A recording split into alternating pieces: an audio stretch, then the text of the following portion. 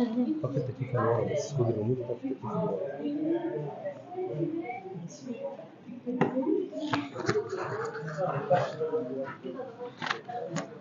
اللي ورا خالص.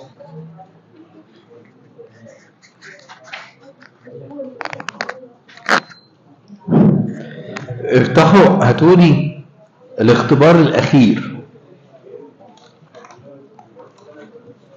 احنا حلينا الحصة اللي فاتت الاختبار الأول والثاني، وطلبت منكم ان انتوا تحلوا الثالث والرابع واجب.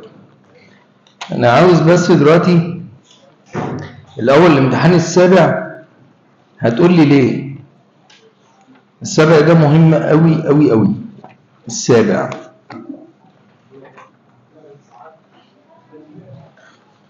فتعال نشوف الامتحان السابع بسم الله. الامتحان السابع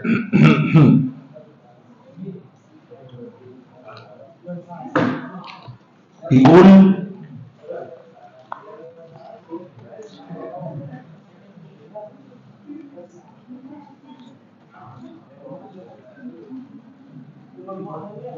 الشكل المقابل يوضح مكعب مصمت من مادة معينة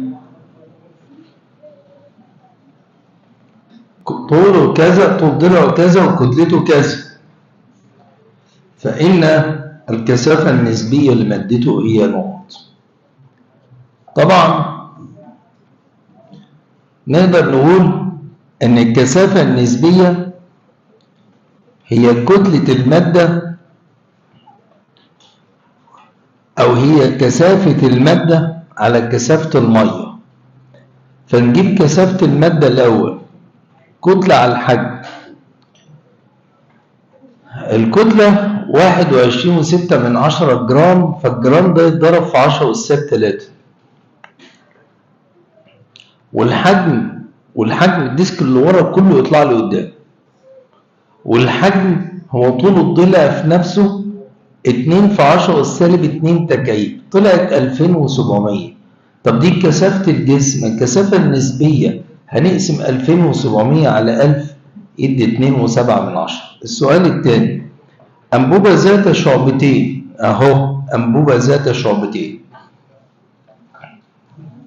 الأنبوبة دي بها كمية مية أهي، فيها شوية مية هم، ديت كمية مية، وبعدين إلى منتصفها بها كمية مية في نصها. صب زيت بها كمية من الماء إلى منتصفها، في أحد الفرعين عمود من الزيت، فانخفض سطح الماء إكس، وليكن صبنا مية هنا، فانخفض سطح المية إكس. طب لما ينخفض فرع المية سطح المية إكس، يرتفع في الجنب الثاني إكس. جميل. بس فبيقول لك تعامل بقى، يبقى أنت لو شديت هنا خط ده إكس وده إكس، يبقى الجنب ده 2 إكس. ماشي. وعند الاتزان أصبح ارتفاع عمود الزيت 10، فأوجد قيمة الإكس. اكتب 1 الضغط عند 1 يساوي الضغط عند 2. رو 1 اتش 1 بتاع الووتر بيساوي رو اتش، ده زيت آسف وده مية. رو 1 اتش 1 بتاع الأويل بيساوي رو 2 اتش 2 بتاع الووتر كثافتها 1000 وارتفاعها فوق السطح الفاصل 2 إكس. الأويل 780 دي الكثافة بتاعته، والاتش بيقول لك 10، فأوجد قيمة الإكس. طلعت يا سيدي قيمة الإكس 3.9. السؤال اللي بعده، فإذا مين أكبر ضغط عندك؟ المكعب 1 ولا المكعب 2؟ يبقى ضغط 1 إلى ضغط 2 أقل من 1 الصحيح. برافو عليك زي الفل، يبقى أقل منه. سدان مانومتر زئبق استخدم لقياس فرق ضغط الغاز، وكان يسجل ارتفاعا في القياس، وعند نقله إلى قمة جبل فإن قراءته لا. بصي أنا ما قلتش باروميتر، انا بقول مانوميتر. ركزي يا ساده، السؤال ده انا كنت شرحته باستفاضه وهشرحه لك تاني. يعني سين المانوميتر ده يا ست ساده قاري كده. بص يا عسل، الغاز هنا اهو، وليكن الغاز ده ضغطه 80 سم، فكده معروف ان الضغط الجوي 76 وهنا 4، يبقى احنا بنتكلم كده ان القرايه 4 صح؟ طب انا لما اطلع لفوق، لما اطلع فوق يا ست ساده الغاز لسه زي ما هو، الغاز لسه زي ما هو اهو، اللي هو ضغطه 80 سم زئبق. طب بس الضغط الجوي بدل ما 76 بقى 70. الضغط الجوي بقى ايه؟ 70. طب لما يبقى الضغط الجوي بقى 70 الضغط الجوي كان 70، يبقى اذا معنى كده ان وده 80 ناقص 70 يبقى الفرق هنا كده كام؟ 10 صح؟ يعني الفرق بعد ما كان القرايه بعد ما كانت 4 بقت ايه؟ 10. يبقى قراءته ايه؟ تزداد. انت عارف انت فكرت في ايه؟ الضغط يجرى له ايه؟ الضغط الجوي قل بس قراءه المانوميتر ايه؟ زادت. ماشي. انا عاوز اقول لكم حاجه، ان الامتحان ده هو امتحان السنه اللي فاتت اداره ديكانوس. امتحان السابع ده هو امتحان، عشان مش تقولوش ده حاجه، لا انا اجيب لكم الامتحانات السبعه دي كلها من واقع اسئله مجمعها من امتحانات اداره ديكانوس على مدى الاعوام السابقه. السبعه بس في 2 جايب واحد من بني سويف، واحد حاجه اسمها اداره تبع كفر الشيخ كده بس مدخلهم هنا، بس معظمهم ديكانوس، اداره ديكانوس التعليميه. الاجابه تزداد. السؤال اللي بعده بيقول الشكل المقابل، معلش بس في خطأ في الشكل اللي قدامنا، السؤال رقم 5. الشكل هو يا جماعه عامل كده، هنا 1 وهنا 3 وهنا 20. في خطأ بس في الرسم. ماشي، كل حاجه تمام زي الفل. المهم هي مش بادئه من الصفر يعني. ماشي. بيقول لي اوجد كثافه السائل. ممكن نشتغل مع بعض. الميل بيساوي ايه يا جماعه؟ فرق الصادات على فرق الايه؟ السنان. ما تقولش 3 ناقص صفر، امال هتقول 3 ناقص 1 على 20 ناقص صفر. وما تنساش تضرب فوق في 10 أس 5 اللي هي ده اهي. فطلع الناتج ادي 2 في 10 أس 5 على 20. طلع الناتج يا سيدي 10000. طب الميل اصلا ده بقى بيساوي ايه فيزيائيا؟ الميل هيساوي بي على الاتش اللي هو رو جي. يبقى ال 10000 بتساوي رو جي. رو جي بتساوي 10000 والجي ب 10، يبقى معنى كده ان الكثافه ب 1000. يبقى الاجابه 1000. السؤال اللي بعده، اذا كان هناك اذا كنت شخص تعاني من مرض ضغط الدم المرتفع، فإن قيمة الضغط الانقباضي لك قد تكون كل ما يأتي مع عدمه. برافو. بصوا يا جماعة، اللي عنده ضغط دم عالي فبقى ضغطه 120 طور. 120 طور، اسمع بقى، 120 طور هم 12 سم. هم لو مسكت ال 120 طور ضربتهم في 1/13 من 1000 وقسمتهم على 760 عشان تحولهم بالبار، هيطلعوا الرقم اللي هو 115 بار ده. يلا يا عم. وهم بتوع الاتموسفير الاخره برضو نفسهم كله صح الا 80 طور دي مش تبعنا. طب يلا، مساله اعماق بتاع الجبال ومباني بس جديد مش زي المعتاد، حتى نختلف عن اللي حليناه امبارح. واللي ما حضرش حصه امبارح موجوده على المنصه، الورق معاك، خش على المنصه هتلاقي الحصه متسجله، اسمعها وانت بتحل اكنك حضرت، عشان الناس اللي كان عندها الملتزمين بامتحان الرياضه وكده. الله يعينكم. السؤال السابع، باروميتر زئبقي كانت قراءته عند سفح الجبل، سفح يعني تحت، 760 طور. يا نهار ابيض، وقراءته فوق 9 من 10 اتموسفير. احنا واخدين على مسائل البارومترات دي ان يديني اتش واتش، يعني عمل حركه رهيبه، عطى الضغط تحت بالطور وفوق بالايه؟ بالاتموسفير، مبهدل الدنيا. فاذا علمت ان كثافه الزئبق الجتاء وكثافه الهواء والجي اوجد ارتفاع الجبل. انا الحصه اللي فاتت لسه حلل لكم مساله بتاع الجبال وكلام زي ده، كنت اقول لكم ان فرق ضغط الزئبق يساوي فرق ضغط عمود الهواء. انتم برضه ملتزمين بنفس القانون. ولكن في حاجة هنا بقى، هو ما عطاش ارتفاعات لزئبق صح؟ فنقدر نقول ان الفرق في الضغط الجوي هو يعادل فرق ضغط عمود الهواء. طب قولوا لي بقى الضغط الجوي 760 طور وفوق 9 من 10 اتموسفير، ايه ده؟ ايه ده؟ يتحول الاتموسفير تخليهم ايه؟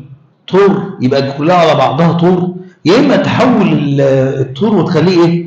اتموسفير. اللي انت عاوز المهم تبقى على بعضها، تبقى على بعضها حاجه واحده.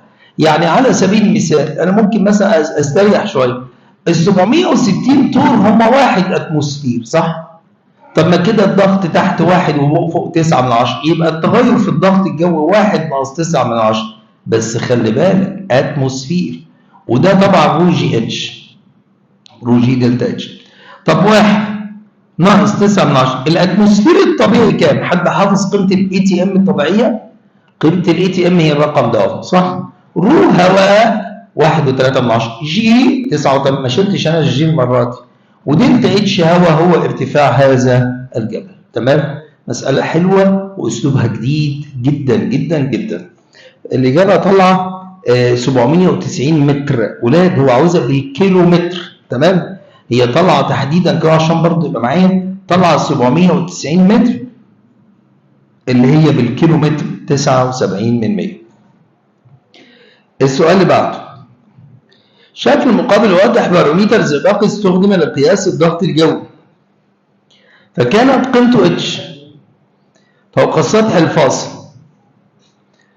وبعدين فكانت قيمته اتش بتساوي 76.4 سم فوق السطح الفاصل.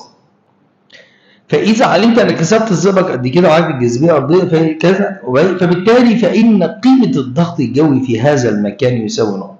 عادي خالص يا أولاد، أنا علمتكم معلومة من زمان، أي حد عاوز يحول اتش لرو جي اتش، أي حد عاوز يحول طول لوزن يضرب في مين؟ في رو جي. اللي عنده طول وعاوز يحوله لوزن يضرب في رو جي. طب ما يا باشا يلا نعمل العملة دي، خطوة واحدة، لو ما كتبتهاش يبقى أنت عيل مفتري. طول عمود الزئبق في المكان 76.4، اقسم على 100، وكثافة الزئبق اهي هو عطاها بالرقم ده، والجي اهو، بس الإجابة تطلع باء. مفيش أكتر من كده، أي اتش عاوز تحول رو جي اتش اضرب في الرو جي. الإجابة باء. ماشي.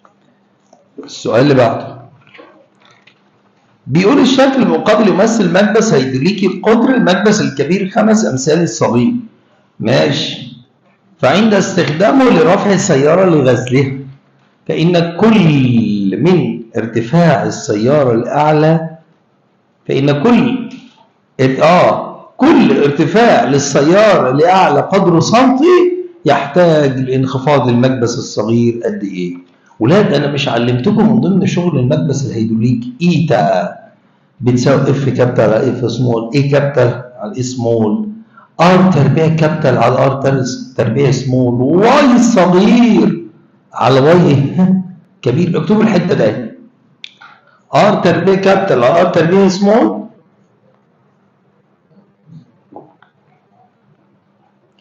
بيساوي واي صغير على واي كبير. واي الصغير على واي الكبير. ماشي، ده كلام محترم. طب ما يلا ار تربيع كابيتال بكام؟ ردوا علي. ار تربيع كابيتال ار تربيع كابيتال احنا رحنا فين؟ اهي في الصفحه الثانيه. 5 ماشي، يلا 5/1 تربيع واي صغير عاوزينه، واي كبير ب1 بس، يبقى 1 في 25 ب25. السؤال اللي بعده زيه بس ايه في سنه اختلاف. مكبس هيدروليكي قطره مكبسيه 120 و8. القطر انا ما اشتغلتش الا بنص القطر يعني. ماشي، المهم عموما عند استخدامه لرفع سياره كتلتها ام كابيتال، اكتب عليها ام كابيتال اللي هي 450. بقول لك ده امتحان السنه اللي فاتت زمايلك اللي كانوا في ثانيه كيدز. فهنا يلزم التاثير على المكبس الصغير بضغط نقط، علما بان المكبسين في مستوى افق واحد. يلا يا بابا، الضغط على الصغير او الضغط على الكبير متساويين طالما احنا في نفس المستوى، بيساوي ام جي كبير على ايه كبير. يبقى الضغط على الكبير بيساوي ام جي على باي ار تربيع. باي ار تربيع. حلو ماشي. يلا يبقى البي بتساوي الام الكبير كام يا جماعه؟ ام الكبير 450 والجي 10 ودي باي والار الار ما انت هتشتغل كبير كبير كله كبير بقى. الكبير كام؟ قطر الكبير 120 يبقى نص قطره كام؟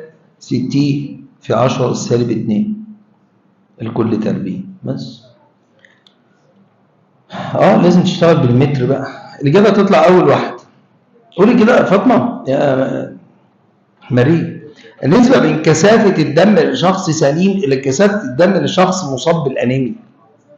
لا السليم اكتر من الانيميا، بتاع الانيميا عنده نقص دم. السؤال اللي بعده يا فاطمه، معامل زياده ضغط الغاز عند ثبوت الحجم قد ايه يا حبيبتي؟ قيمته العدديه. لا هي لو الثالثه كان المفترض يبقى كلفن سالب 1 مش كلفن بس، فهي اول واحده بس الكلفن بتاعتها ورا هناك اتنقلت ورا معلش، يبقى 1 على 273 كلفن سالب 1. الشكل المقابل يمثل إناءين كرويين بينهما أنبوبة صغيرة عليها معبس. الأول حجمه 20 وضغطه 2 وفي درجة حرارة الغرفة، والثاني حجمه 40 وضغطه 1.5 وفي أكسجين. عند فتح المحبس بين الإناءين ليختلط الغازين في نفس درجة الحرارة يكون الضغط الكلي قد إيه؟ يلا يا شباب. قلت يا سيدي بي توتال فول توتال بيساوي B1 فول 1 السؤال 13 B1 فول 1 زائد B2 فول 2. ده كلام محترم. وبعدين ماشي يلا الغاز الاولاني ضغطه 2 وحجمه 20 ضغطه 2 وحجمه 20 والتاني ضغط 1.5 وحجمه 40 يا ترى الضغط الكلي قد ايه؟ علما بان الحجم الكلي 20 و40 يبقى كام؟ 60 يا باشا. 2 في 20 1.5 في 40 دي توتال في 60 هتطلع 1.67 اول واحده. السؤال اللي بعده، عند استخدام مكبس هيدروليكي لرفع سيارة وكان المكبس الذي يحمل السيارة أعلى بمقدار اتش عن المكبس الصغير. ارسم جنبها الرسمة دي، مش في السؤال بس أنا برسم لك عشان تتخيل يعني. أهو المنظر أهو. فبيسأل القانون إيه؟ بيسأل بس يكون المنظر كده، بيسأل القانون يبقى عامل إزاي؟ أوي يا سيدي إيه المال؟ بيسأل الرسمة دي القانون فيها يبقى عامل ازاي؟ يلا يا جماعة. اف سمول على الاي سمول بيساوي اف كابيتال على الاي كابيتال زائد روج اتش. انهي واحدة فيها الكلام ده؟ انهي واحدة؟ الإجابة الثانية طبعا. ماشي. السؤال اللي بعده بيقول عندنا مانوميتر زئبقي يتصل بأنبوبة زجاجية بمستودع الغاز محبوس. قيس ضغطه لقياس ضغطه عند فتح المستودع ارتفع شد خط ارتفع سطح الزئبق في الفرع المتصل بالمستودع بمقدار 4 وكان الضغط الجوي 760 طور أوجد ضغط الغاز. أنا قايل لكم قبل كده لما يبقى الارتفاع في الناحية دي أعلى من الناحية الثانية يبقى القانون ناقص ولا زائد؟ هنا ده 4 يبقى ناقص. ماشي. يلا حبيبي اكتب بي جاز بيساوي بي اي ناقص اتش. بي اي ناقص اتش. البي اي 760 ناقص اتش. قال لا ولاد ينفع اللي انا بعمله ده؟ ينفع اهبل بالله؟ اوعى حد ينقل دي. ينفع اقول 760 طول ناقص 4 سنتي؟ هو هبل. سنتي من ملي ايه وفرح؟ خليها كلها ملي. تمام؟ ال 4 سم ده اعملهم 40 مللي عشان تبقى عدله. يبقى كده 760 ناقص 40 يعني 720 ملي متر زئبق يعني طور. للاسف الاجابات عاوزينها بنيوتن على المتر تربيع. قلت لكم الحصه اللي فاتت اللي هيروح من غير القانون ده اهو هيبقى خسران كتير. اللي هو ازاي تحول من الضغوط وبعضها البعض. بقول لك ايه، انت معاكي كام طور كام ملي او كام طور؟ 720 طور. عاوز احولهم لنيوتن على المتر تربيع. الضغط الجوي بالنيوتن على المتر تربيع اللي هو كام يا اولاد؟ 1.13 من 1000 كام؟ في 10 أس 5 ونقسم على 760. حد فاكر القانون ده؟ بنجيب الرقم اللي احنا عاوزين نحوله، بنضرب في الوحدة اللي احنا عاوزين نحول لها، ونقسم على الوحدة المحول منها. تمام؟ ماشي. واللي عاوز يحول بالطريقة الثانية اللي هو يمسك الاتش ويضربه في ايه؟ في رو جي، يطلع منها القيمة، ما عنديش أي مشكلة الكلام ده. فالإجابة هتطلع الإجابة الأولى.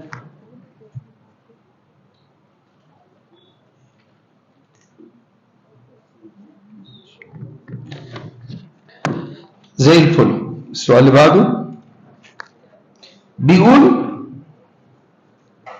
في رقم كام كده يا ولاد؟ 15 دي اجابتها الاولى. سؤال رقم 16.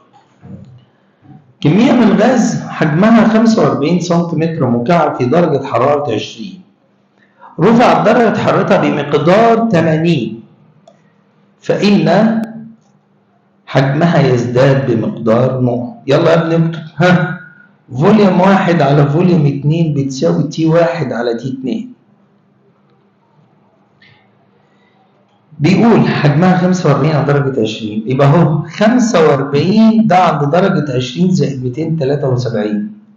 يا ترى يبقى حجمها كام؟ علما بأن حرارتها رفعت بمقدار 80، يعني بقت 100.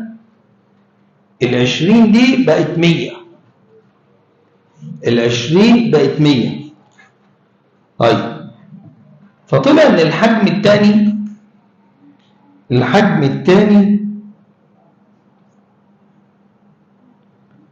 مش فاكر. حد يجيب لي الحجم الثاني، تقريبا ما كنتش جبته. دقيقة واحدة. طيب انت جبت الحجم الثاني؟ طب بقول لك ايه، سيبيه على الآلة الحاسبة واطرحي منه الحجم الأولاني، بس مليني برضه. انت قلت الحجم الثاني 54 وشوية. ماشي 54 وشوية، اطرحيه من 45 عشان يطلع الزيادة. تقريبا الزيادة بتطلع الثالثة 12.8. ماشي مفيش مشكلة. الثانية اللي هي 9.21. اعمل لي حسبة تاني كده، أكدي. ماشي أكدي تاني معلش، أكدي ويحسب لي الحجم تاني. ما أنا بقول برضه أصل أنا مسجلها كده. يبقى الإجابة الثالثة 12.28. ماشي. السؤال اللي بعده، غواصة مستقرة في عمق البحر على عمق 40 متر من سطح المية اللي كثافتها 1020. حفظ الضغط داخلها بحيث يعادل الضغط الجوي. أوجد القوة على شباك باب كاميرتها واللي قطره قد كده. يلا نكتب مسألة رقم 17. الغواصات بتضاف فيها ضغط جوي، الضغط عليها ضغط سائل. عاوز القوة، اكتب ضغط في مساحة رو جي اتش بس، ما حدش يضيف بيه ايه. الغواصات ما يضاف لهاش البي اي، ده نظامها، ممنوع اضافه الضغط الجوي عندها. يبقى اف بتساوي الرو 1020 والجي 9.8 والاتش 40 والمساحه، هو شباك دائري باي ار تربيع باي، والار 40 سم. لا ده 40 سم في 10 أس سالب 2 تربيع، وهو القطر ب 80 يبقى نص وقطر ب 40. الإجابة هتطلع ألف يا شباب، ألف. ماشي. السؤال اللي بعده بيقول في السؤال اللي بعده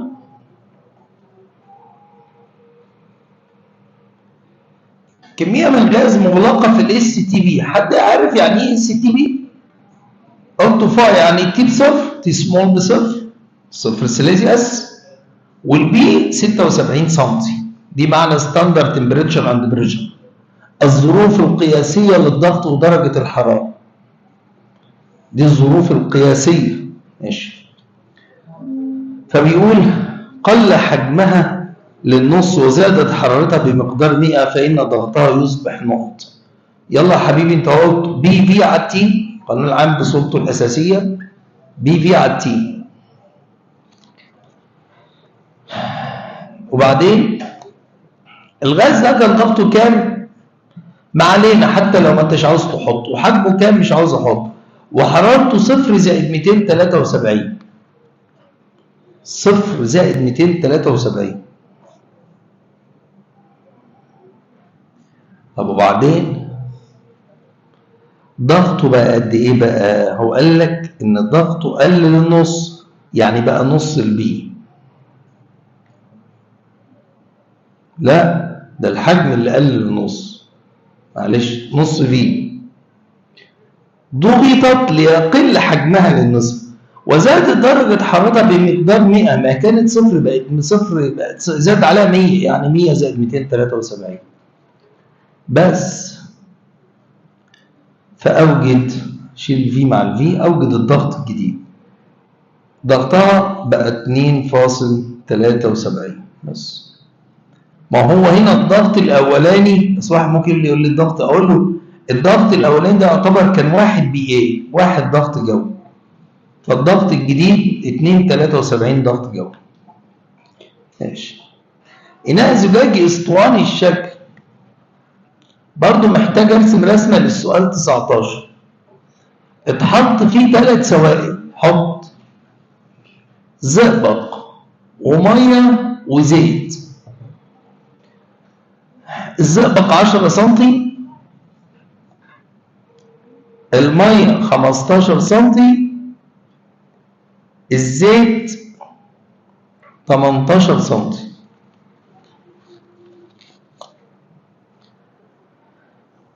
فبيقول أوجد الفرق بين نقطتين إحداهما عند السطح الفاصل بين الزئبق والماء أهي، بين الزئبق والمية أهي، والأخرى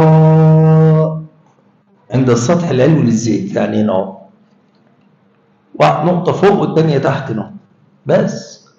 حد يرد عليا النقطة دي عليها مين؟ أسمع عليها بي ايه وزيت ومية صح؟ طب والنقطة اللي فوق ده اهي، النقطة دي عليها بي ايه بس، حد يرد بقى يبقى فرق الضغط بين النقطتين ده الا وهو ضغط سائلين بس، اللي هما مين؟ زيت ومية. فاكتب يلا فرق الضغط المطلوب هو ضغط الزيت بلس ضغط المية، رو جي اتش اويل بلس رو جي اتش ووتر بس، وعوض بقى براحتك خالص. الزيت كثافته 800، النسبية 8 من 10 ما تنفعناش، والجاذبية قول 10 9 و8 و10 زي ما تعطيها بقى مش 10. واتش ووتر اتش اويل ب 18 سم، يعني 18 على 100. المية 1000 والجاذبية 10 واتش ووتر 15 سم اقسم على 100 بس. الإجابة هتطلع أول واحدة 2940 اللي هي تقريبا أول واحدة. أوكي تمام.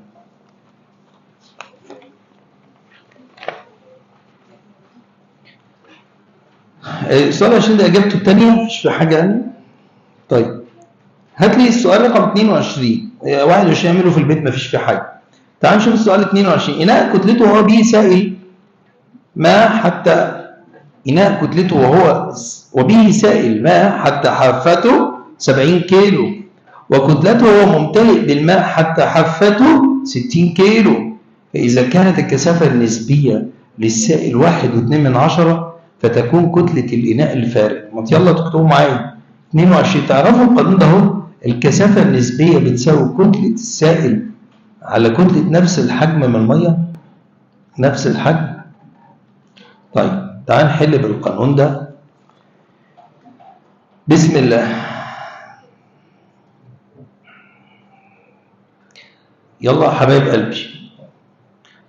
ولا الكثافة النسبية 1.2 حطها.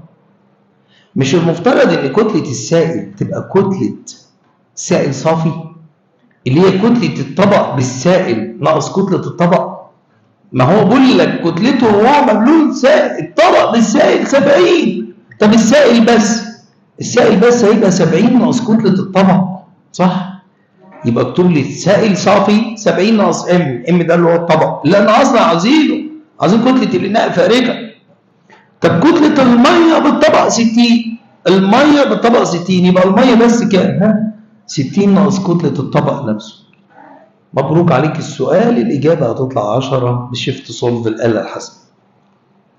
السؤال اللي بعده، يقف رجل بقدميه على الارض فانه لكي يزداد ضغط الرجل الذي يؤثر به على الارض يجب ان يقف على ايه؟ ها قدم واحده. قلل المساحه. ماشي. هات لي السؤال 26 اللي انا سايبه حليت زيه. عند تضاعف درجه حراره غاز على مقياس سيليزيوس، على مقياس كلفن، عند ثبوت الحجم فان ضغطه نقط. ازاي ده يزيد الضعف طالما على مقياس كلفن؟ عارفه لو كان على مقياس سيليزيوس كلنا يزيد بس، انما هنا تقول يزيد للضعف. اللي بعدها، اذا استبدل الهواء المحبوس في انبوبه شرب، السؤال 27، بغاز ثاني اكسيد كربون وتكرار التجربه فان قيمه معامل التمدد الحجمي لا تتغير، هو نفسه. 28 عملنا زيه بالظبط من شويه. تمام. هاتي 29، رفعت درجه حراره غاز بمقدار 20 درجه سيليزيه فإن الارتفاع في درجة الحرارة على تدريج كلفن يعد كام؟ طلع 20 سيليزيوس، يبقى كام؟ طلع كام على كلفن؟ طبعا لازم تعرفي ان مش محتاجة الوقت ده، لأن الفرق على كلفن زي الفرق على سيليزيوس. القيمة مش زي القيمة بس الفرق زي الفرق. تمام؟ يعني واحد قصاده هناك 274، اثنين قصاده هناك 275، انما الفرق لما يزيد هنا درجتين يزيد هناك هم درجتين، انما القيمه مش نفس القيمه. فالاجابه 20 درجه برضه. العلاقه صبح بين التي يمثلها القانون الرسمه اللي قدامي فوليوم مع تي كلفن والعلاقه طرديه، ده قانون مين؟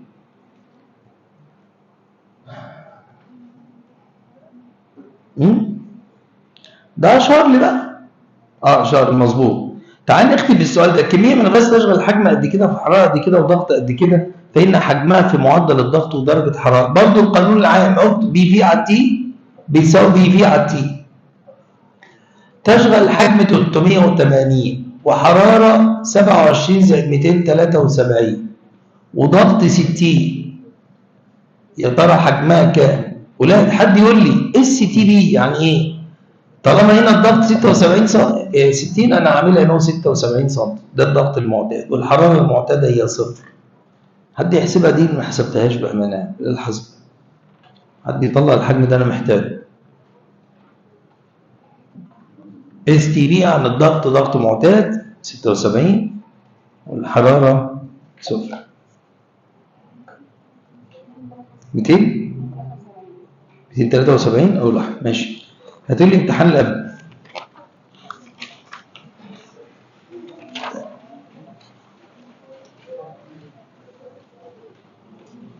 انا هاخد منه حاجات معينه. ماشي. في حاجات معينه هاخدها يعني مش كله.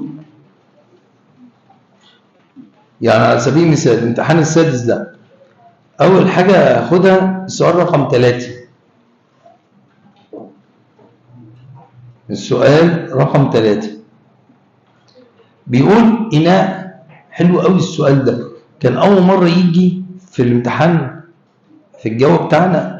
كان جاي قبل كده من زمان في امتحانات تانية بس أول مرة كان ينزل الجو هنا. إناء مغلق بداخله كمية من الماء. لازم ترسم عشان مش هتفهم السؤال غير بالرسم لأن السؤال تقيل. إناء مغلق. تمام؟ في كمية مية أهو، في كمية مية أهي. ارسم لان السؤال غريب شويه اول مره تشوفوه. وبعدين في جسم مغمور كده. كابتن الله يبارك لك، في قطعه خشب باينه مربوط في كميه من الغاز ومربوط في قاعده اناء. قطعه خشب هنا، قطعه خشبه مربوطه في قاعده الاناء وفي هنا غاز. ماشي. وبعدين ايه اللي حصل بقى؟ بقول هنقطع الخيط. هنقطع الخيط. طيب لما نقطع الخيط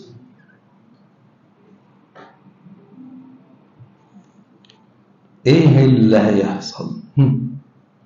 بيسأل ايه بقى؟ فإن ضغط السائل وضغط الغاز اللي جرى. خلينا انا اتكلم الاول. تمام. بص، ده كان منسوب الميه، صح؟ طب انت لما يكون حاجه غطسانه في الميه وتقب فوق، مش اكيد مستوى الميه هيقل؟ انت لو في خشبه غرقانه تحت ميه هوب من قصنا وطلعت لفوق، فاكيد مستوى الميه هيقل. تمام؟ هيقل شويه، يعني وليكن بقى كده. وقطعه الخشب بقت طافيه هنا، بس لسه في جزء ايه؟ مغمور. تيجي نتكلم بالارقام، ما فيش احلى من الارقام. ليكن ان دي حجمها 10 سنتيمتر مكعب، ولما طفى منها 7 ولسه مغمور 3. جميل. قولوا لي بقى كده، منسوب الميه نزل مش كده برضو؟ منسوب ما انت كان مغمور كام؟ 10 بقى مغمور كام؟ 3. فمنسوب الميه يعتبر نزل يجي 7 سنتيمتر ميه، قيمته 7 سنتيمتر مكعب. يبقى اذا مبدئيا لارتفاع الميه شوفي كان عامل ازاي وبقى عامل ازاي. واعتقد ان احنا كفيزيائيين دراسه ضغط الميه ما يلزمناش اي حاجه غير الارتفاع، والارتفاع قل يبقى ضغط الميه قل.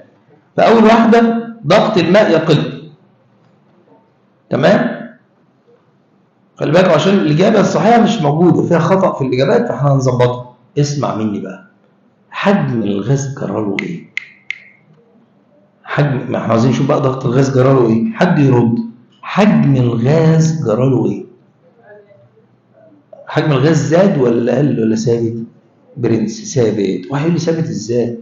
هقول له مش، واحد يقول لي ازاي مثلا مش الميه نزلت؟ الله، منسوب الميه نزل كام؟ بالحجوم نزل كام؟ نزل قد اللي طلع، صح؟ يعني ما هو نزل 7 طلع ايه؟ 7. ما هو شويه ال7 اللي طلعوا نزلوا قصادهم. يعني انت لو كلمتني عن حجم الغاز، اي نعم منسوب الميه نزل 7 سم بس طلع له خشبه 7 سم، فحجم الغاز ايه؟ ثابت. يبقى ضغط الغاز يظل ايه؟ ثابت. فانت مظبط اول واحده، معلش انا ظبطتها هنا معايا اهي، اللي هي قل ويظل ثابت.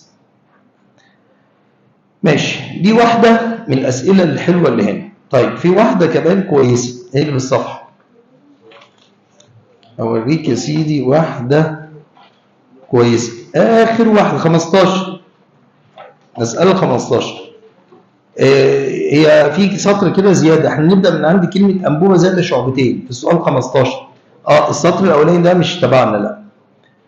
بيقول لك يا سيدي انبوبه ذات شعبتين، السطر الاولاني ده شيله، تحتوي على كميه من الماء حيث كانت مساحه مقطع احد فرعيها 4 مثال الاخر. ما يلا نرسم. ارسم انبوبه قد الثانيه 4 مرات، فرع قد الفرع الثاني، يعني هنا 1 وهنا 4.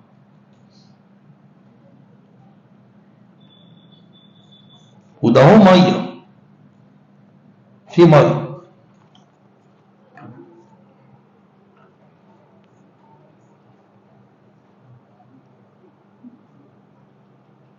صب زيت في الفرع الضيق اهو، صب زيت في الفرع الضيق. زيت في الفرع الضيق، فالميه هتعلى في الجنب الثاني. طب انا عاوز اسال سؤال، مين عيل شاطر يقول لي لو الميه نزلت من هنا اكس يطلع في الجنب، الميه نزلت اهي، الميه الزرقاء نزلت اكس، تطلع كام اكس؟ ربع اكس. اشمعنى ربع؟ ما هو المساحه هنا 4 مثال هنا، يبقى اللي طالع هنا ربع اللي نازل، فاعمل لي ده ربع اكس، ربع، وشد خط وقصاد الاكس اكس، نزل اكس طلع ربع اكس عشان المساحه هنا قد هنا 4 مرات، وشد خط. يلا سمي النقطه دي 1 والنقطه دي 2. الضغط عند 1 بيساوي الضغط عند 2. تمام؟ النقاط التي تقع في نفس المستوى تتأثر بنفس الضغط. تمام؟ فيلا رو جي اتش بتاع الاويل بتساوي رو جي اتش بتاع الووتر.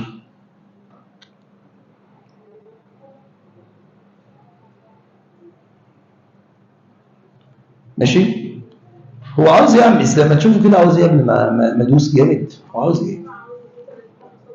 ارتفاع عمود الزيت. يعني اللي احنا صبناه كمان. ماشي اوكي. كثافه الزيت كام بقى ان شاء الله؟ 800. ماشي 800 في ارتفاع عمود الاويل اللي احنا عاوزينه، والميه 1000. استني بقى. اتش ووتر قد ايه؟ 1.4 اكس.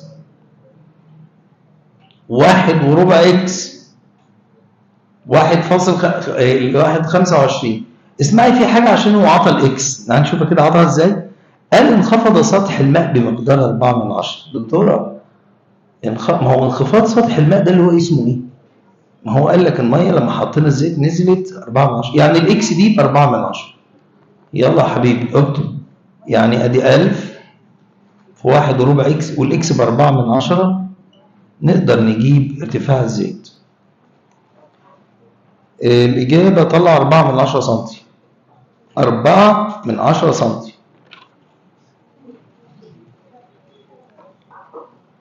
السؤال الصفحة اللي قصادها 24. السؤال اللي هو رقم 10 ده اللي بعد 9 عامل زي ما يكون واحد بس ال10 مش باينة. عندما يراد تحقيق قانون شارل عمليا، فإن الكمية الفيزيائية التي لا تتغير بالنسبة للغاز المحبوس. مش شارل ده يا جماعة كان مثبت مين؟ شارل ده كان بيغير الحجم والحرارة صح؟ طب مثبت مين يعني؟ مثبت الضغط. طب شوفوا كده يلا، ما هي الكمية التي لا تتغير؟ الحرارة. الراجل ده كان مشغل الحرارة. الكثافة أكيد الحجم بيزيد ويقل، الكثافة تزيد، إنما الكتلة إيه؟ ثابتة. الكتلة بتاعت هذا الغاز تظل ثابتة. معلش آخر مسألة أحلها وأمشيكم أهو. دي كانت المفترض مسألة أنا حليتها مرة فاتت بس ما لحقناش يعني. كانت في الامتحان الأخير اللي هو امتحان صفحة 10. هاتوا كده صفحة 10.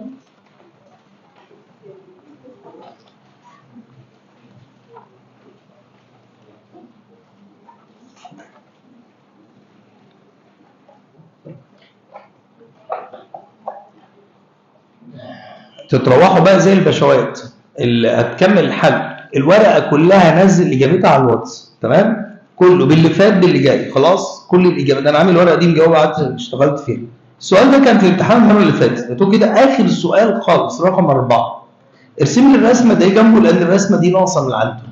تعمل لي كده جسم هنا 2 كيلو، وعندنا هنا قوة 50 نيوتن، وده اهي 37، ومساحة 20 سنتيمتر مربع، وبقول أوجد الضغط.